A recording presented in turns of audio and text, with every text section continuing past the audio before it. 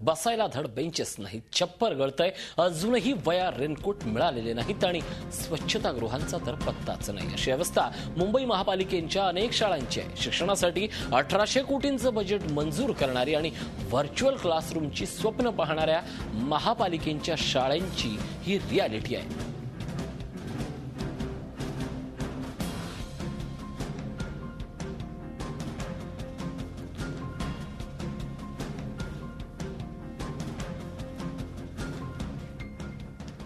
गोवंडीमधली महापालिकेची ही चिखलवाडी शाळा.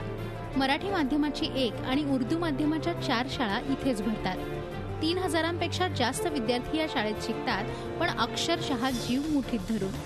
या शाळेची भयानक अवस्था कळल्यावर आमची टीम तिथे पोहोचली. आमच्या टीमला शाळेच्या गेटवरच अडवण्यात आलं. कोणाची परवानगी मॅडम?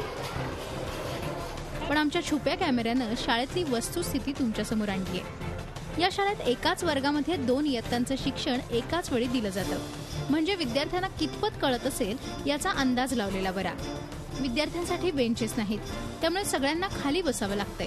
हे कमी की काय म्हणून छप्परही गळतंय. आणि सगळ्यात भयानक परिस्थिती ती स्वच्छतागृहांची.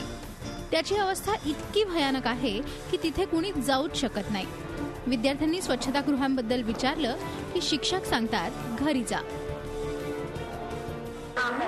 आमचे वेळ असतात ना. बरोबर. आता इथे टॉयलेट पण नाही, किती त्रास होतो मुलांना. आम्हाला नाहीये, तुम्ही इमॅजिन करा, आम्हाला प्यायला पाणी नाहीये, इथे टॉयलेट नाही. बापरे. म्हणजे आम्ही कशी 7 तास बसत असू आणि मुलांना किती त्रास होतो. मुलं तरी घराजवळ आहेत, ते पळतात. शाळा सुरू होऊन 2 महिने उलटून गेले तरी विद्यार्थ्यांना यावर्षी गणवेश, रेनकोट, दप्तरं आणि वह्या मिळालेल्या नाहीत. त्यामुळे विद्यार्थी शाळेत येत नसल्याचं शिक्षकच सांगतात.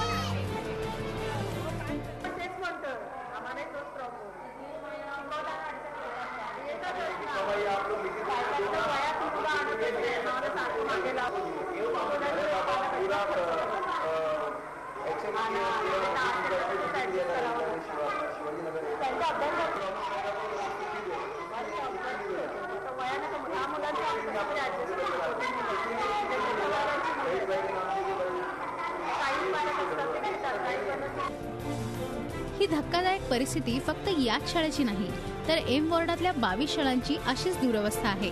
फक्त 8 शाळांमध्येच मुख्याध्यापक आहेत.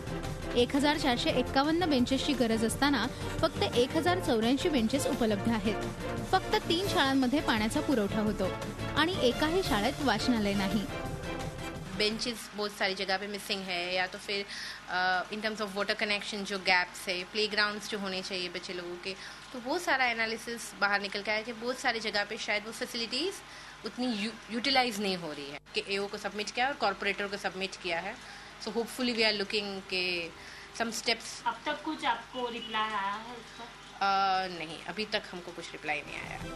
हा अहवाल महापालिकेकडे देण्यात आलाय, पण आमच्याकडे तो पोहोचलाच नाही असं उत्तर स्थायी समिती अध्यक्षांनी दिलंय.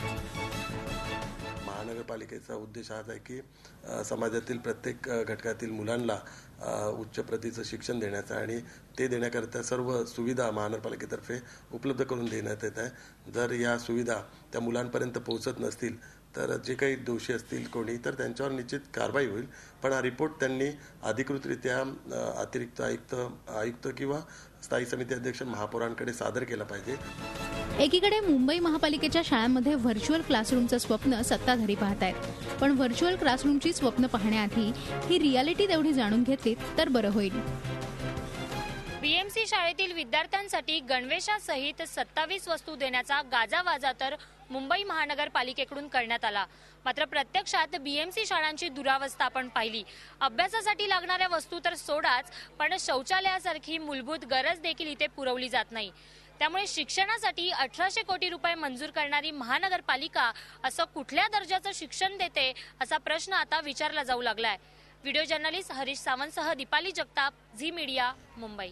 झी 24 तास, एक पाऊल पुढे.